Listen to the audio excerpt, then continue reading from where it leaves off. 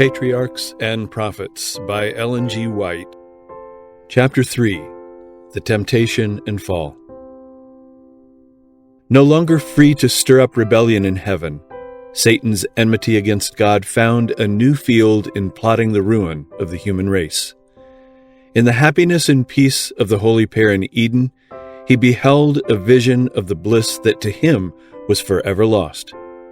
Moved by envy, he determined to incite them to disobedience and bring upon them the guilt and penalty of sin. He would change their love to distrust and their songs of praise to reproaches against their Maker. Thus he would not only plunge these innocent beings into the same misery which he was himself enduring, but would cast dishonor upon God and cause grief in heaven. Our first parents were not left without a warning of the danger that threatened them. Heavenly messengers opened to them the history of Satan's fall and his plots for their destruction, unfolding more fully the nature of the divine government which the Prince of Evil was trying to overthrow. It was by disobedience to the just commands of God that Satan and his host had fallen. How important, then, that Adam and Eve should honor that law by which alone it was possible for order and equity to be maintained. The law of God is as sacred as God himself. It is a revelation of his will, a transcript of his character, the expression of divine love and wisdom. The harmony of creation depends upon the perfect conformity of all beings, of everything animate and inanimate, to the law of the Creator. God has ordained laws for the government not only of living beings, but of all the operations of nature. Everything is under fixed laws, which cannot be disregarded. But while everything in nature is governed by natural laws, man alone, of all that inhabits the earth, is amenable to moral law. To man, the crowning work of creation, God has given power to understand his requirements, to comprehend the justice and beneficence of his law, and its sacred claims upon him, and of man unswerving obedience is required. Like the angels, the dwellers in Eden had been placed upon probation. Their happy estate could be retained only on condition of fidelity to the Creator's law. They could obey and live, or disobey and perish. God had made them the recipients of rich blessings, but should they disregard his will, he who spared not the angels that sinned could not spare them. Transgression would forfeit his gifts and bring upon them misery and ruin. The angels warned them to be on their guard against the devices of Satan, for his efforts to ensnare them would be unwearied. While they were obedient to God, the evil one could not harm them, for, if need be, every angel in heaven would be sent to their help. If they steadfastly repelled his first insinuations, they would be as secure as the heavenly messengers. But should they once yield to temptation, their nature would become so depraved that in themselves they would have no power and no disposition to resist Satan. The tree of knowledge had been made a test of their obedience and their love to God. The Lord had seen fit to lay upon them but one prohibition as to the use of all that was in the garden. But if they should disregard his will in this particular, they would incur the guilt of transgression. Satan was not to follow them with continual temptations.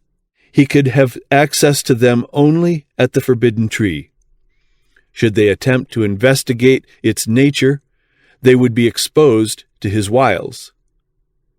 They were admonished to give careful heed to the warning which God had sent them and to be content with the instruction which he had seen fit to impart. In order to accomplish his work unperceived, Satan chose to employ as his medium the serpent, a disguise well adapted for his purpose of deception. The serpent was then one of the wisest and most beautiful creatures on the earth. It had wings, and while flying through the air presented an appearance of dazzling brightness, having the color and brilliancy of burnished gold. Resting in the rich-laden branches of the forbidden tree and regaling itself with the delicious fruit, it was an object to arrest the attention and delight the eye of the beholder. Thus, in the garden of peace lurked the destroyer, watching for his prey. The angels had cautioned Eve to beware of separating herself from her husband while occupied in their daily labor in the garden. With him she would be in less danger from temptation than if she were alone. But absorbed in her pleasing task, she unconsciously wandered from his side. On perceiving that she was alone, she felt an apprehension of danger, but dismissed her fears, deciding that she had sufficient wisdom and strength to discern evil and to withstand it. Unmindful of the angel's caution, she soon found herself gazing with mingled curiosity and admiration upon the forbidden tree. The fruit was very beautiful, and she questioned with herself why God had withheld it from them. Now was the tempter's opportunity. As if he were able to discern the workings of her mind, he addressed her, "Yea, hath God said, Ye shall not eat of every tree of the garden?" Eve was surprised and startled as she thus seemed to hear the echo of her thoughts.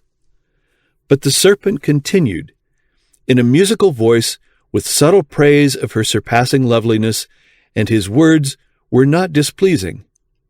Instead of fleeing from the spot, she lingered wonderingly to hear a serpent speak.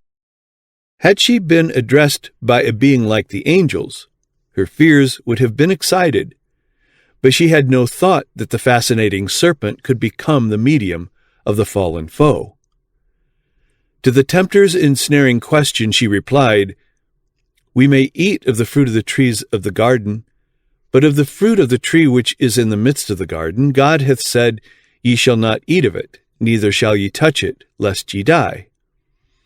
And the serpent said unto the woman, Ye shall not surely die, for God doth know that in the day you eat thereof, then your eyes shall be opened, and you shall be as gods, knowing good and evil. By partaking of this tree, he declared, they would attain to a more exalted sphere of existence and enter a broader field of knowledge. He himself had eaten of the forbidden fruit, and as a result had acquired the power of speech. And he insinuated that the Lord jealously desired to withhold it from them, lest they should be exalted to equality with himself. It was because of its wonderful properties, imparting wisdom and power, that he had prohibited them from tasting or even touching it. The tempter intimated that the divine warning was not to be actually fulfilled. It was designed merely to intimidate them. How could it be possible for them to die? Had they not eaten of the tree of life? God had been seeking to prevent them from reaching a nobler development and finding greater happiness. Such has been Satan's work from the days of Adam to the present, and he has pursued it with great success. He tempts men to distrust God's love and to doubt his wisdom. He is constantly seeking to excite a spirit of irreverent curiosity, a restless, inquisitive desire to penetrate the secrets of divine wisdom and power. In their efforts to search out what God has been pleased to withhold, multitudes overlook the truths which he has revealed and which are essential to salvation. Satan tempts men to disobedience by leading them to believe they are entering a wonderful field of knowledge. But this is all a deception. Elated with their ideas of progression, they are, by trampling on God's requirements, setting their feet in the path that leads to degradation and death. Satan represented to the holy pair that they would be gainers by breaking the law of God. Do we not today hear similar reasoning? Many talk of the narrowness of those who obey God's commandments, while they themselves claim to have broader ideas and to enjoy greater liberty. What is this but an echo of the voice from Eden? In the day you eat thereof, transgress the divine requirement, ye shall be as gods. Satan claimed to have received great good by eating the forbidden fruit, but he did not let it appear that by transgression he had become an outcast from heaven. Though he had found sin to result in infinite loss, he concealed his own misery in order to draw others into the same position. So now, the transgressor seeks to disguise his true character. He may claim to be holy, but his exalted profession only makes him the more dangerous as a deceiver. He is on the side of Satan, trampling upon the law of God and leading others to do the same to their eternal ruin. Eve really believed the words of Satan, but her belief did not save her from the penalty of sin.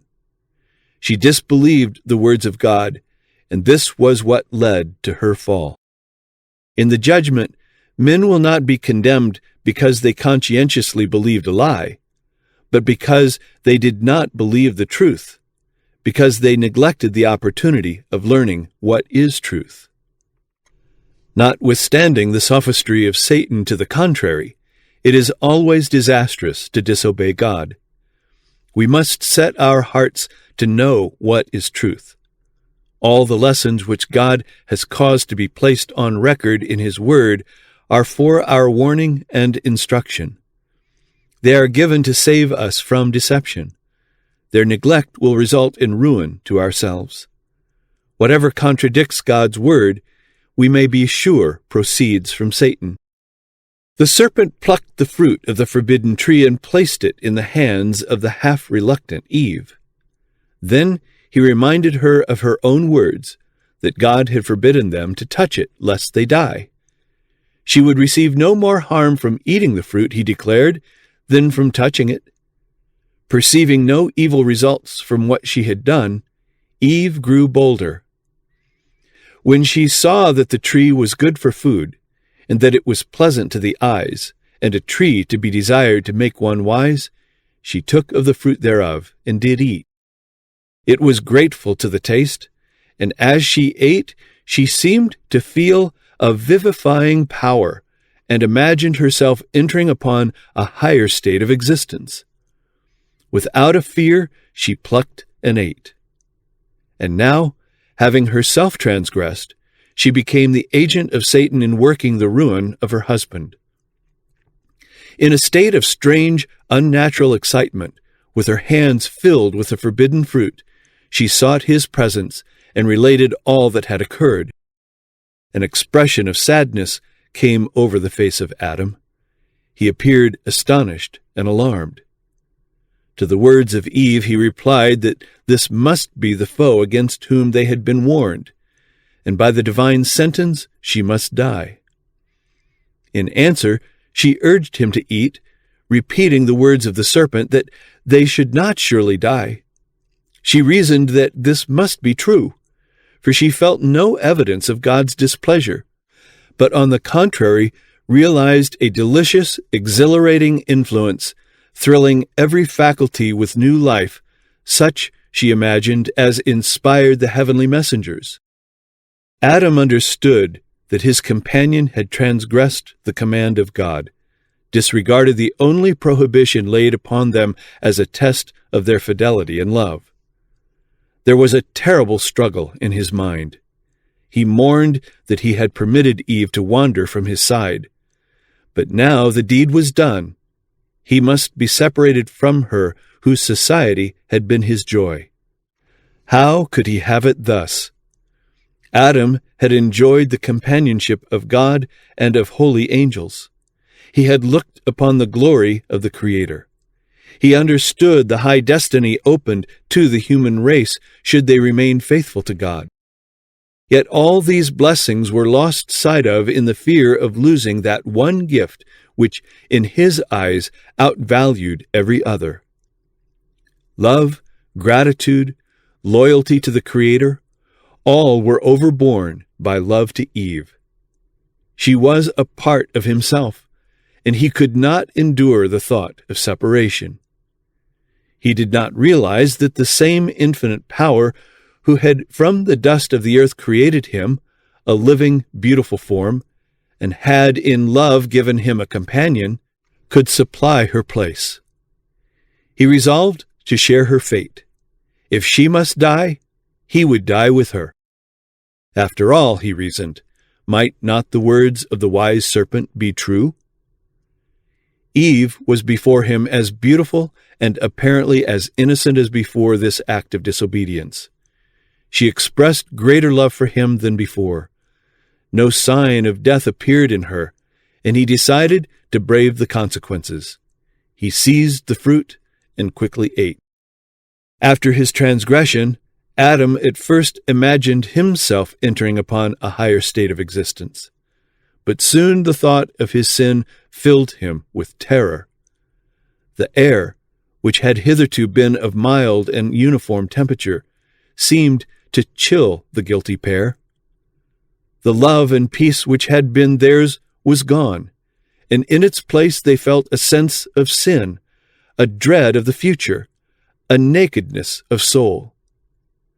The robe of light which had enshrouded them now disappeared, and to supply its place they endeavored to fashion for themselves a covering, for they could not, while unclothed, meet the eye of God and holy angel.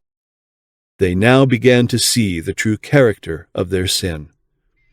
Adam reproached his companion for her folly in leaving his side and permitting herself to be deceived by the serpent. But they both flattered themselves that he who had given them so many evidences of his love would pardon this one transgression, or that they would not be subjected to so dire a punishment as they had feared. Satan exulted in his success. He had tempted the woman to distrust God's love, to doubt his wisdom, and to transgress his law, and through her he had caused the overthrow of Adam. But the great lawgiver was about to make known to Adam and Eve the consequences of their transgression. The divine presence was manifested in the garden. In their innocence and holiness, they had joyfully welcomed the approach of their Creator, but now they fled in terror and sought to hide in the deepest recesses of the garden. But the Lord God called unto Adam and said unto him, Where art thou? And he said, I heard thy voice in the garden, and I was afraid, because I was naked, and I hid myself. And he said, Who told thee that thou wast naked? Hast thou eaten of the tree, whereof I commanded thee that thou shouldest not eat? Adam could neither deny nor excuse his sin, but instead of manifesting penitence, he endeavored to cast the blame upon his wife, and thus upon God himself. The woman whom thou gavest to be with me, she gave me of the tree, and I did eat. He who, from love to Eve, had deliberately chosen to forfeit the approval of God, his home in paradise, and an eternal life of joy, could now, after his fall, endeavor to make his companion and even the Creator himself responsible for the transgression. So terrible is the power of sin. When the woman was asked, What is this that thou hast done? She answered, The serpent beguiled me, and I did eat. Why didst thou create the serpent? Why didst thou suffer him to enter Eden? These were the questions implied in her excuse for her sin. Thus, like Adam, she charged God with the responsibility of their fall. The spirit of self-justification originated in the father of lies. It was indulged by our first parents as soon as they yielded to the influence of Satan, and has been exhibited by all the sons and daughters of Adam. Instead of humbly confessing their sins, they try to shield themselves by casting the blame upon others, upon circumstances, or upon God, making even his blessings an occasion of murmuring against him. The Lord then passed sentence upon the serpent. Because thou hast done this, thou art cursed above all cattle, and above every beast of the field. Upon thy belly shalt thou go, and dust shalt thou eat all the days of thy life. Since it had been employed as Satan's medium, the serpent was to share the visitation of divine judgment. From the most beautiful and admired of the creatures of the field, it was to become the most groveling and detested of them all, feared and hated by both man and beast. The words next addressed to the serpent applied directly to Satan himself, pointing forward to his ultimate defeat and destruction. I will put enmity between thee and the woman, and between thy seed and her seed. It shall bruise thy head, and thou shalt bruise his heel. Eve was told of the sorrow and pain that must henceforth be her portion. And the Lord said, Thy desire shall be to thy husband, and he shall rule over thee. In the creation, God had made her the equal of Adam. Had they remained obedient to God, in harmony with his great law of love, they would ever have been in harmony with each other. But sin had brought discord, and now their union could be maintained and harmony preserved only by submission on the part of the one or the other. Eve had been the first in transgression, and she had fallen into temptation by separating from her companion, contrary to the divine direction. It was by her solicitation that Adam sinned, and she was now placed in subjection to her husband. Had the principles enjoined in the law of God been cherished by the fallen race, this sentence, though growing out of the results of sin, would have proved a blessing to them. But man's abuse of the supremacy thus given him has too often rendered the lot of woman very bitter and made her life a burden. Eve had been perfectly happy by her husband's side in her Eden home, but, like restless modern Eves, she was flattered with the hope of entering a higher sphere than that which God had assigned her. In attempting to rise above her original position, she fell far below it. A similar result will be reached by all who are unwilling to take up cheerfully their life duties in accordance with God's plan. In their efforts to reach positions for which He has not fitted them, many are leaving vacant the place where they might be a blessing. In their desire for a higher sphere, many have sacrificed true womanly dignity and nobility of character, and have left undone the very work that heaven appointed them. To Adam the Lord declared, Because thou hast hearkened unto the voice of thy wife, and hast eaten of the tree, of which I commanded thee, saying, Thou shalt not eat of it, cursed is the ground for thy sake. In sorrow shalt thou eat of it all the days of thy life. Thorns also and thistles shall it bring forth to thee, and thou shalt eat the herb of the field.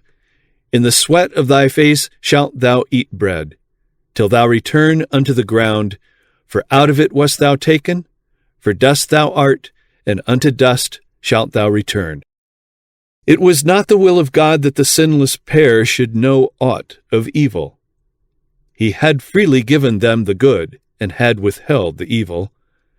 But contrary to his command, they had eaten of the forbidden tree, and now they would continue to eat of it. They would have the knowledge of evil all the days of their life.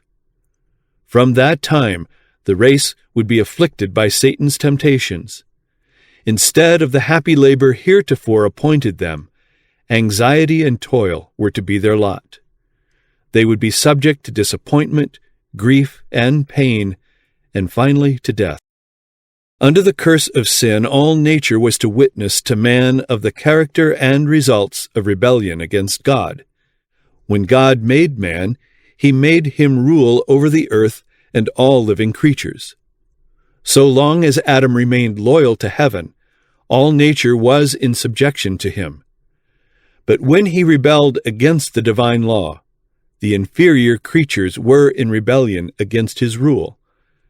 Thus the Lord, in his great mercy, would show men the sacredness of his law, and lead them by their own experience to see the danger of setting it aside, even in the slightest degree. And the life of toil and care which was henceforth to be man's lot was appointed in love.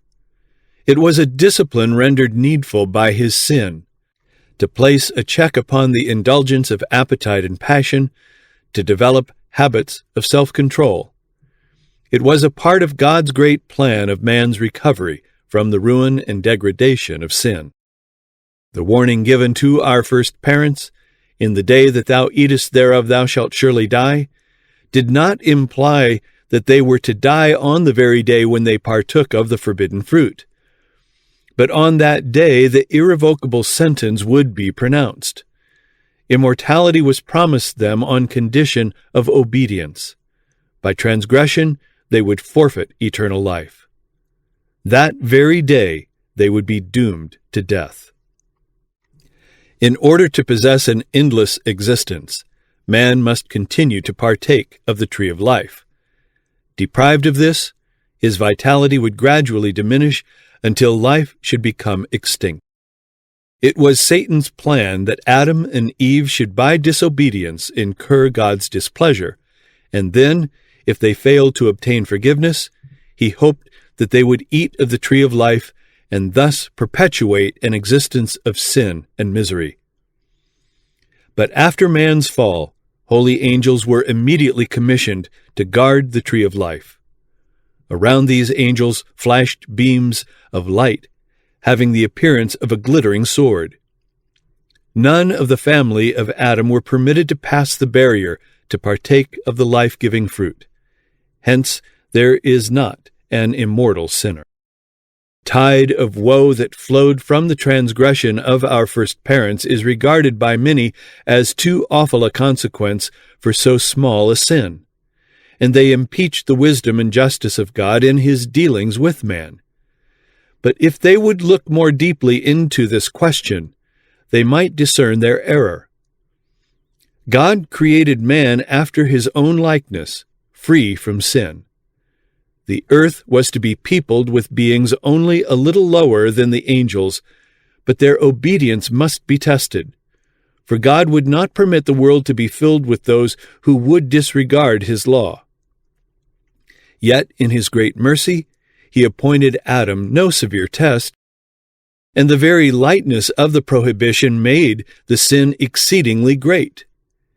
If Adam could not bear the smallest of tests, he could not have endured a greater trial had he been entrusted with higher responsibilities. Had some great test been appointed Adam, then those whose hearts inclined to evil would have excused themselves by saying, "This is a trivial matter, and God is not so particular about little things." And there would be continual transgression in things looked upon as small, and which pass unrebuked among men. But the Lord has made it evident that sin in any degree is offensive to him. To Eve it seemed a small thing to disobey God by tasting the fruit of the forbidden tree, and to tempt her husband also to transgress. But their sin opened the floodgates of woe upon the world. Who can know, in the moment of temptation, the terrible consequences that will result from one wrong step?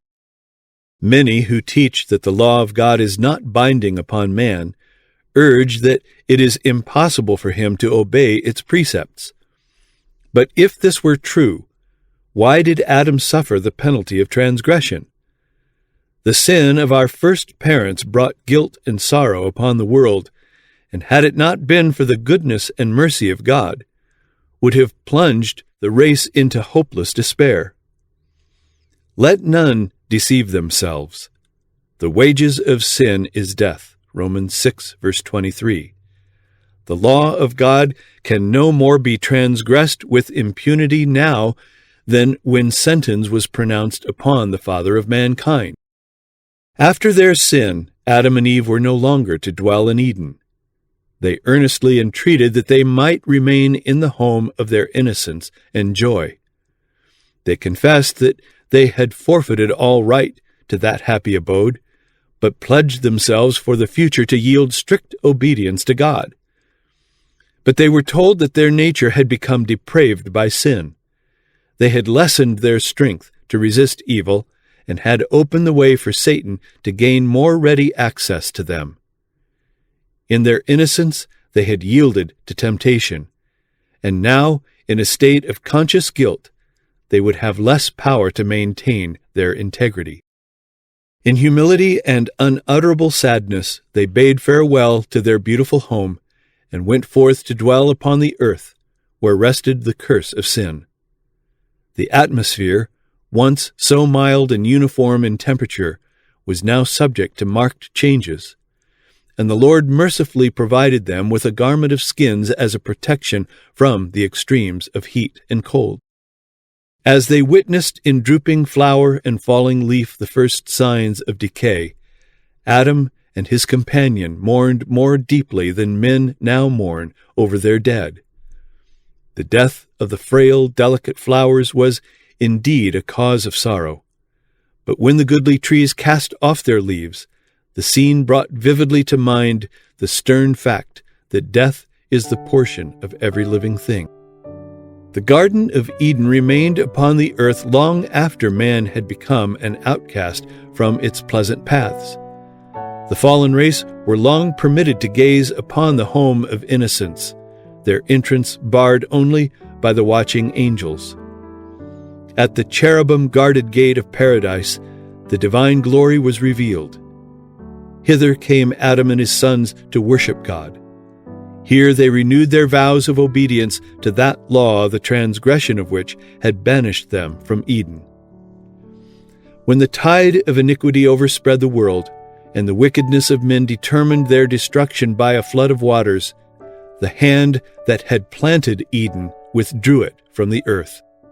But in the final restitution, when there shall be a new heaven and a new earth, it is to be restored more gloriously adorned than at the beginning.